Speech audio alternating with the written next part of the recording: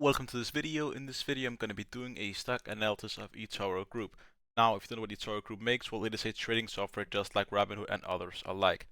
Now as you can see, this graph isn't that pretty. As you can see, ever since it was first publicly launched back in May of this year, as you can see, it has just been hitting downwards all the time. So currently it is not looking that great for Etoro.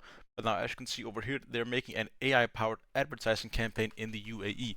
So that's going to be interesting to see if they can gain more customers that way around. Now, something interesting, however, is, as you can see right here, their market cap currently is 3.43 billion. And as you can see, this graph is absolutely horrifying. It just goes downwards. But I want to draw a parallel to Robinhood, the large American one. Now, as you can see right here, if I find that right here, and if I make each of these, let's just say a day. As you can see as well, it absolutely tanked on the way down, and then it slowly increased, and then it absolutely went like a rocket. But I want to draw parallels because it looks quite a bit like that's what Etoro is doing these days. But let's go back to Etoro itself. Now, if you want to look at the earnings, as you can see down here, as you can see, they're increasing them slowly but surely. Hold on, let me just make this graph a bit prettier again. Alright, like so. As you can see, they're increasing it slowly but surely. As you can see, 2022, they had a net margin of negative 35% and lost $214 million. And as you can see, last year they gained $192 million. Now, as you can see right here, they have quite a lot of closely held shares. Now, I'm not a fan of this because this means some institutional investors or someone like maybe the CEO has some shares that they're not allowed to sell. And if this happens and they sell quite a lot in a short amount of time, of course you're going to see the market absolutely flood and the stock price is going to absolutely plummet. So I'm not a huge fan when companies do this. But because it was so recently put on the IPO, it makes quite a lot of sense that there's still so much.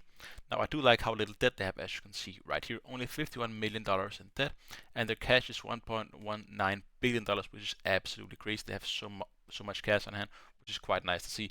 It would be interesting to see if they would start to invest it into crypto like their competitor Robinhood has done, where they will then invest slowly but surely into cryptos and other securities to gain a larger market cap. Now, if you scroll down and you want to see the technicals for the day, as you can see, it's a sell, and for the month, we actually don't even have technicals for the month. We have a sell still for the week then. But overall, as you can see, it is still just pointing downwards, and I think it's going to keep on doing this. Because as you can see as well down here, we are primarily in the bottom of the RSI. Now, if you know what RSI is, that is the relative strength index. This means is there more buyers or sellers in the market. And if it's between 50 and 30, there are more sellers. So as you can see, when we're down here. And most often we are right down here. So as you can see, that's of course quite poor. And then sometimes when we have a lot of sellers, we are down here in oversold territory, and we hit that relatively often. And always be a bit more careful when we're down here in oversold, because this means that it is a lot more volatile when it's down here. The same is true for the other way around. If it's above 50 and below 70, it is in the overbought territory. No, it's in the bought territory. Up here, it's going upwards, showing there are more buyers than sellers. And up here above 70, that is where the overbought is. Like you can see right here, overbought, and then the stock price rises quite rapidly. And just like the oversold down here is quite volatile, it is just as volatile, if not even more volatile, right up here. Always be a bit careful in a stock like this where it is up and down quite a lot. Now, if you look at the analyst rating on this, as you can see, they're quite decent. We have 7 hold and 8 strong buy overall, and the average stock price is up by 55%, which is quite interesting. However, I do think this is going to keep on falling this year. It wouldn't surprise me if this stock ended in about 33, 32 bucks by the end of the year, but I do think in about a 3 years, I think it's going to be a great stock. I do think this is a bit of a dark horse. I think it's a way too underrepresented.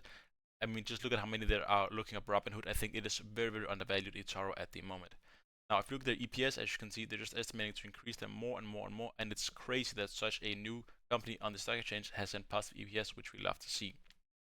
And the annual earnings as well, as you can see, they're just estimated to increase more and more and more. And I can't wait for them to see them get over $1 billion, but we are seeing more and more retail investors, and I do think that's going to be great for Etoro, also because Etoro is in quite a lot of countries, and not just the United States like Robinhood is, but they're in a ton of countries.